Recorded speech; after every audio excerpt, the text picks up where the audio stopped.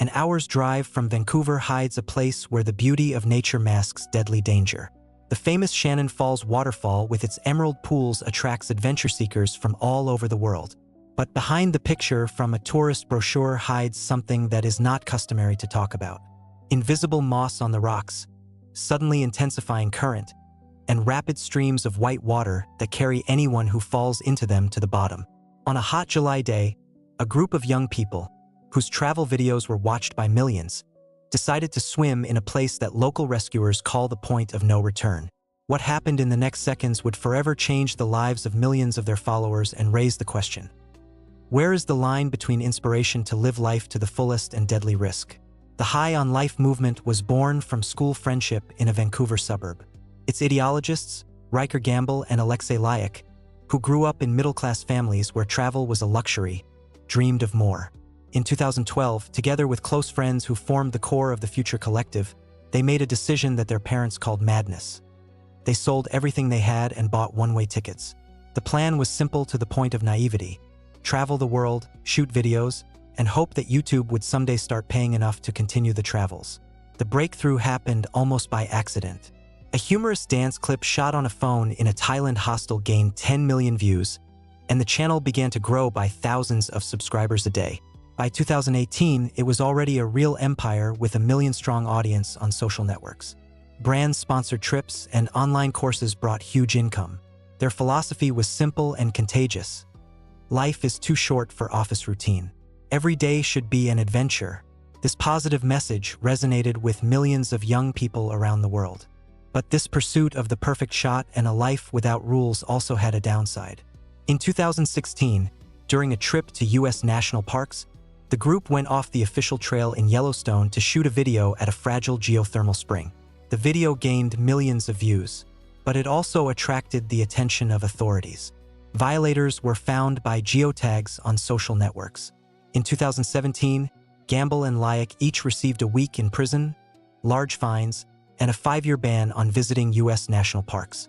After release, the group published apologies, but their philosophy remained the same, best expressed in their motto: life is too short to always follow the rules. This approach, which brought them fame, had already shown its price, and soon they were to pay it in full. On July 3, 2018, Vancouver had perfect summer weather: 24 degrees warm, clear sky, light breeze from the ocean. Riker Gamble woke up in his apartment overlooking the bay and wrote in the group chat, "Weather is fire. Let's go to the falls." Alexei Laik responded first. His girlfriend Megan Scraper, known on social networks under the pseudonym Mindy Lev, was also in. Another friend from their regular company joined them. No filming, no special equipment. Just 4 young people decided to go to the waterfall and swim on a hot day. Shannon Falls was just an hour's drive along the scenic sea-to-sky highway. They left around 10 a.m., stopping along the way for coffee and snacks. Music played in the car. Plans for the next trip to Asia were discussed. Megan showed photos from a recent trip to the Philippines. No one took professional cameras or equipment for stunts. It was a day-off, non-working shoot, an ordinary trip of ordinary friends. Only these friends were used to their ordinary life being more interesting than most extreme films. In the mountains of British Columbia that day, glacier melting intensified due to an unusually hot week. The water in mountain streams rose 30% above the usual level. But meteorological reports interest only rescuers, not tourists going for a simple swim. Shannon Falls met the quartet of friends with its usual magnificence. 335 meters of water falling on granite rocks created a constant hum, audible even from the parking lot. The official viewing platform was at the foot of the waterfall, where tourists took selfies against the background of a white wall of water. But the High on Life group came not for standard photos. They knew about a trail that locals kept secret from ordinary tourists. The unofficial route led to the upper pools of the waterfall, where you could swim in emerald water without meeting crowds of people with cameras. The trail started inconspicuously, aside from the main route. No signs, no warning signs, just a trodden path going steeply up between trees. Locals called it the Trail to Shannon Pools, but Squamish Rescue Services used another name: Point of No Return. The reason was in the waterfall's peculiarity. Unlike most mountain streams, Shannon was fed by the Stadium Glacier in the Sky Pilot Valley. Ice melting created unpredictable fluctuations in water level. In the morning, the pool could be a calm lake, and by noon turn into a boiling cauldron of white water. In the hot week of early July 2018, the glacier was melting especially intensively. The temperature held above 25 degrees for days on end. The water flow increased by a third from the usual volume. But this information interested only hydrologists and rescuers. Tourists saw only beautiful pools with clear water, ideal for swimming on a hot day. Another feature made the upper pools especially dangerous. Constant mist from the waterfall settled on the rocks, creating ideal conditions for moss growth.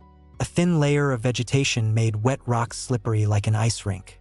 But distinguishing a dangerous rock from a safe one was impossible.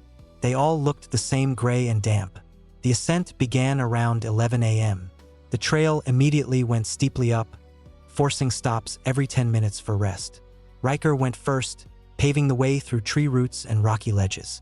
Behind him Alexei, then Megan, closing the chain, their fourth comrade. The first 20 minutes passed through old forest. Huge firs created shade. Ferns reached waist-high. Sometimes the trail got lost and had to be oriented by traces of previous travelers. Broken branches, trampled grass, random marks on trees. Halfway, the route's character changed. The forest ended, open rocky sections began. Here, local enthusiasts installed ropes to help with the ascent. Old climbing ropes tied to trees and rocks helped overcome the steepest sections. They met several groups of tourists descending. A young couple from Germany warned that up there it's very slippery, almost like on ice. A group of local teenagers said the water is icy, but you can swim if you have the courage. Everyone exchanged obligatory smiles, but these routine warnings, which on any other day would remain unnoticed, hung in the air as an unspoken anxiety. After 45 minutes of ascent, the first view of the pools opened. A series of natural baths carved by water in granite over thousands of years. The water in them had an incredible emerald shade, contrasting with the gray stone. Some pools were the size of a jacuzzi, others resembled small lakes. The group stopped at one of the lower pools. The water looked calm and almost motionless, but Alexei, looking closely, noticed a strong current under the surface. Water flowed in from one side and out from the other, creating constant circulation. They decided to go higher where the pools seemed more protected. The last 100 meters of ascent were the most difficult. The trail went right along the edge of the waterfall. On the left opened a view of the valley below, on the right roared the water. The width of the safe passage narrowed to 1 meter in places. Mist from the waterfall made the rocks wet and slippery. Around noon, the quartet reached the upper pools. The place looked like a natural spa complex. Several stone baths with crystal-clear water, surrounded by vertical rock walls. The noise of the main waterfall here was muffled, creating a soothing background. They chose the largest pool, located 5 meters from the edge of the cliff. The water was cold, about 10 degrees, but after an hour's ascent under the sun, it seemed a blessing. First, they scouted the depth. Riker threw a stone and counted seconds to the splash. About 3 meters, enough for safe swimming. The guys went into the water first. The cold burned, but after a minute the body got used to it. Megan sat on a rock, taking photos on her phone and laughing at the grimaces of friends from the cold water. The fourth member of the group explored the surroundings, checking other pools. After 15 minutes in the water, everyone got out to warm in the sun, settled on flat rocks, discussing whether to try the upper pool. It was smaller, but located even closer to the main waterfall stream, creating a more dramatic view for photos. Megan stood up first. She wanted to take a few shots from a better angle. The edge of the pool dropped off into the waterfall, but between the water and the cliff there were about 2 meters of rocks.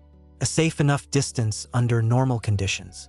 She took a step onto a wet rock closer to the edge, then another, looking for the ideal point where the waterfall would be visible in the frame, but one could stand safely. She turned her back to the cliff to take a selfie with the waterfall in the background. Her right foot slipped. It was not a sharp fall, but a treacherous one, an almost imperceptible shift under the sole.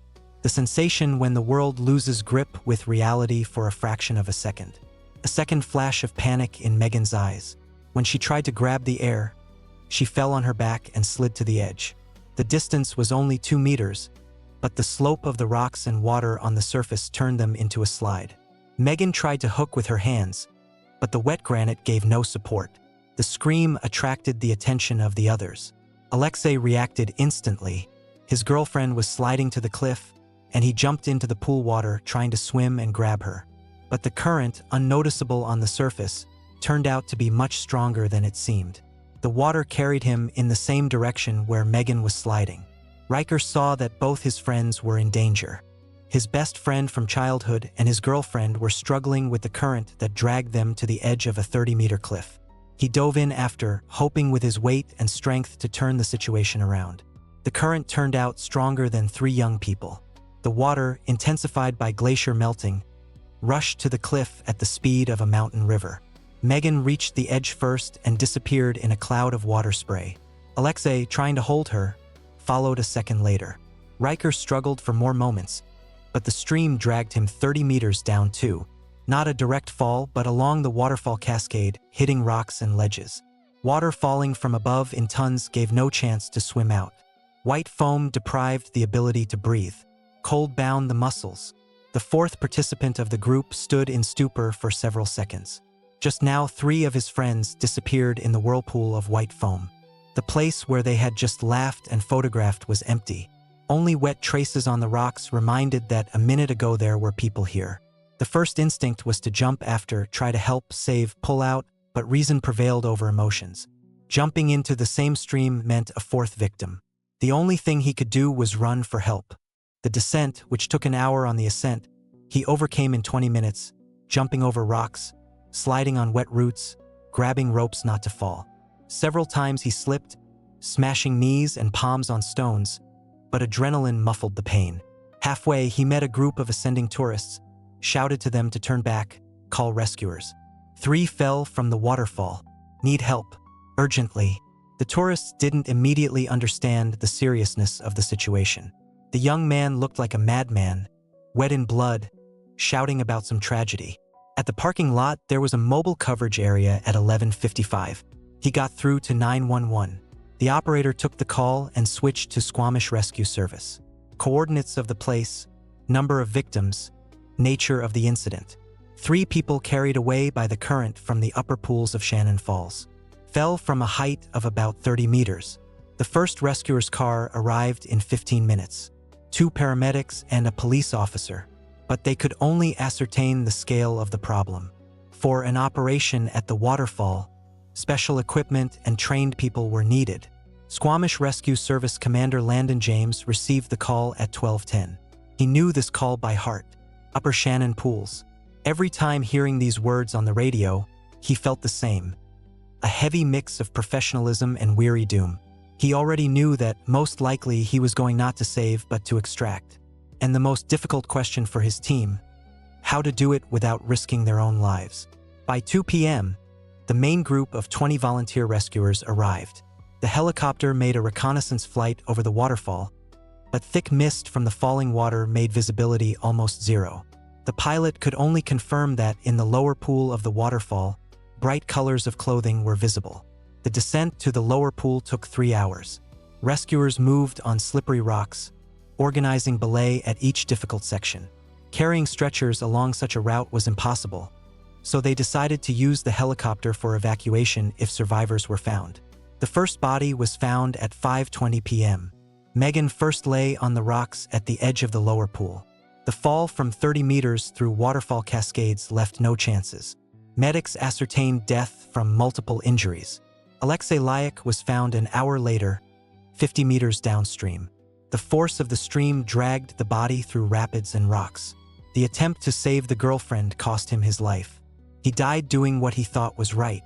Riker Gamble was found last, already at dusk. His body was stuck between rocks in the very lower pool. Alexei's best friend from childhood. He jumped to save both and shared their fate. The evacuation of the bodies took the whole night. The helicopter couldn't work in the dark and fog, so rescuers organized a temporary camp and waited for dawn. Only in the morning of July 4th, 3 bodies were lifted to the helicopter pad and delivered to the Vancouver morgue. In the evening of July 3rd, local media reported the death of 3 people at Shannon Falls.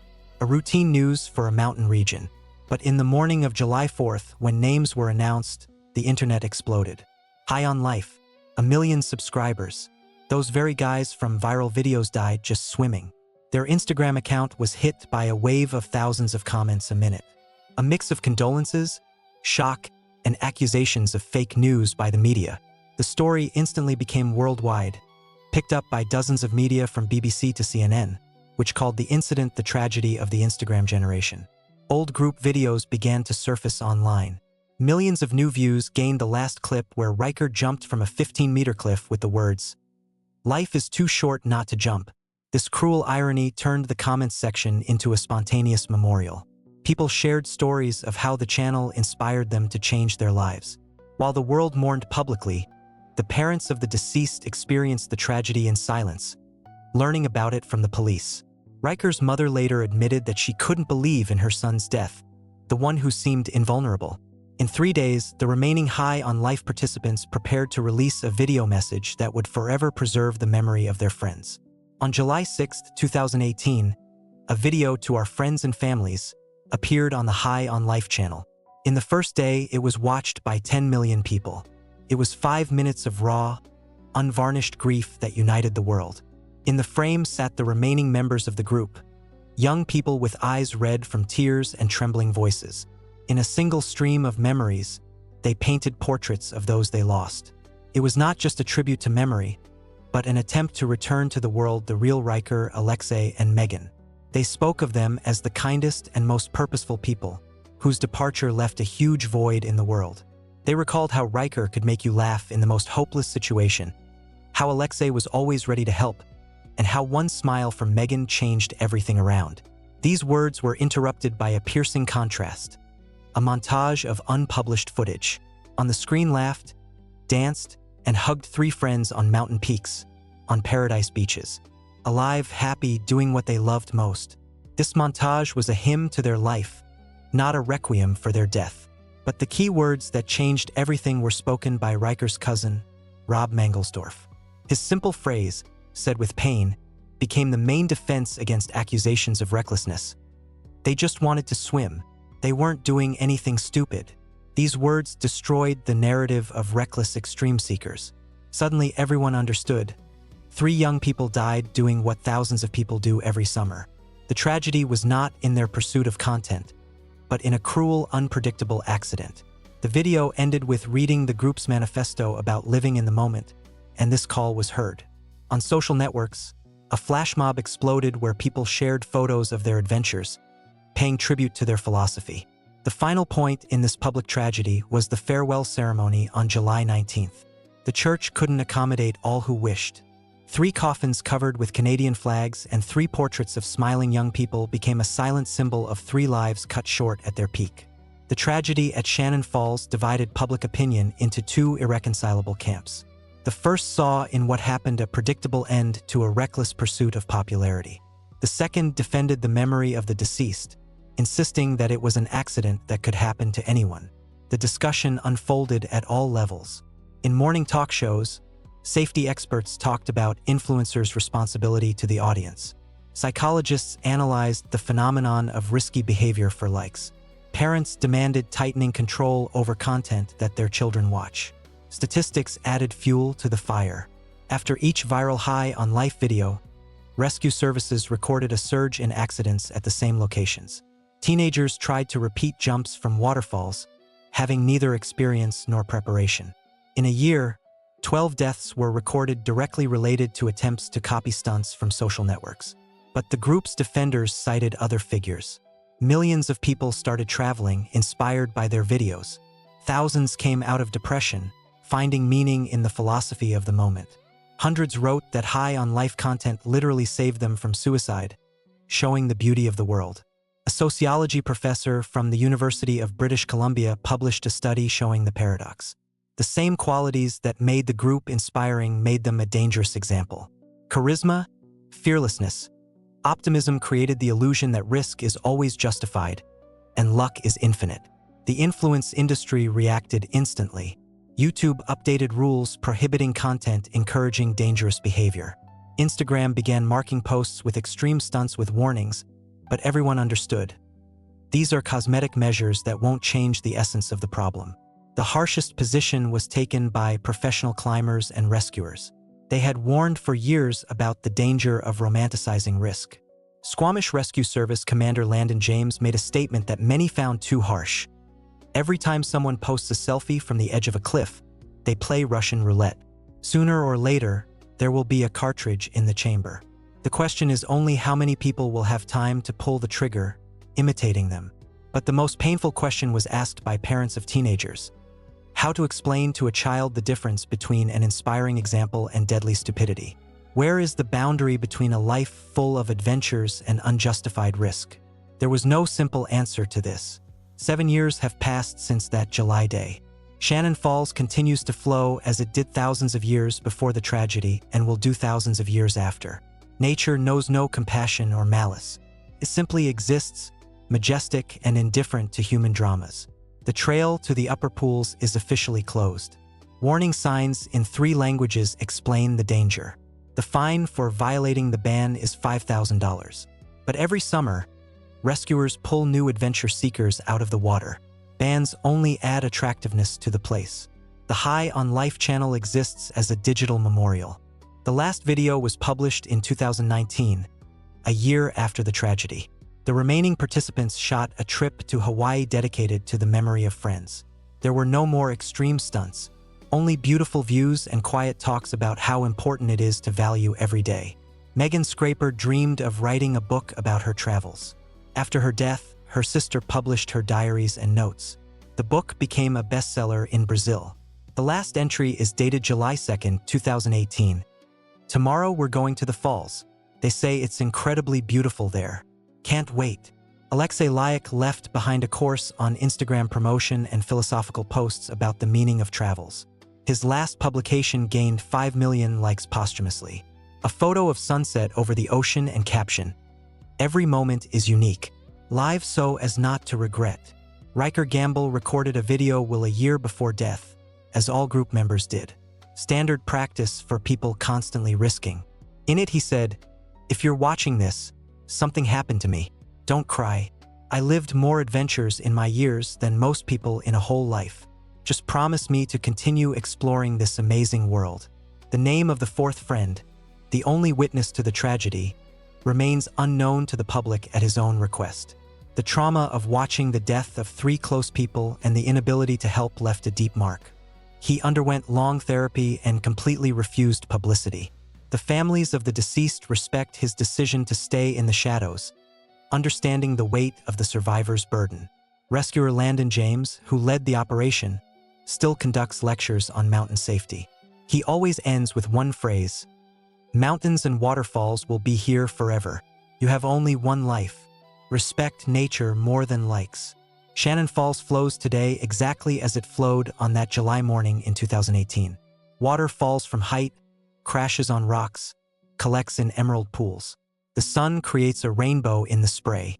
Tourists take photos from the safe viewing platform. Beauty remains beauty. Danger remain danger.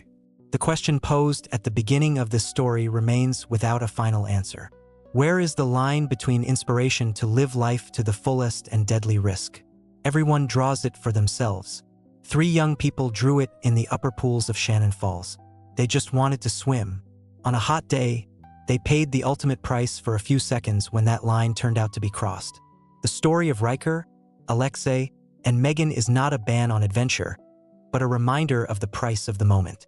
They sincerely believed that the world is a playground full of beauty that needs to be explored. But they forgot that this playground has rules written not by man, but by nature. And this game very often has only one attempt.